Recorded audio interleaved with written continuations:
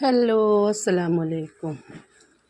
അപ്പോൾ പേരൻ്റെ മുകളിൽ സിറ്റൗട്ടിൻ്റെ ഭാഗത്തേക്ക് ഒന്ന് കയറിയതാണ് കേട്ടോ. ഫ്രണ്ടിൽ മഴയൊക്കെയല്ലേ എന്തൊക്കെ ആയി നോക്കാൻ വേണ്ടിയിട്ട്.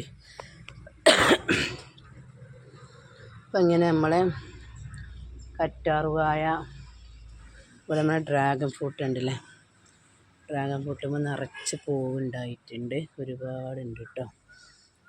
ഉണ്ടോ, ഇതൊക്കെ നിറയെ പൂക്കൾ വന്നിട്ടുണ്ട്. ഒന്ന് രണ്ടെണ്ണം ഇങ്ങനെ ആവാനായതുണ്ട്, രണ്ടോ ആവാനായതുണ്ട്. പിന്നെ 4 മരടായിട്ടുള്ളത്, ഇതൊന്നും ആവാനായിട്ടുണ്ട്. പിന്നെ ഇവിടെയൊക്കെ നിറയെ പൂവുണ്ട്.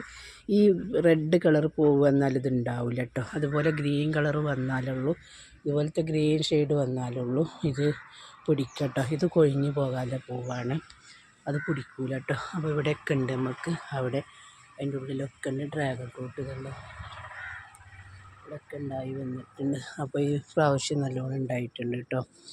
പിന്നെ ഇവിടെയൊക്കെ ഇതിലൊക്കെ ഞാൻ ബ്രഹ്മി ഒക്കെ ഇട്ടിരുന്നു, അതൊക്കെ പോയിട്ട് ഞാൻ നനച്ചു കൊടുക്കാത്തതുകൊണ്ട്.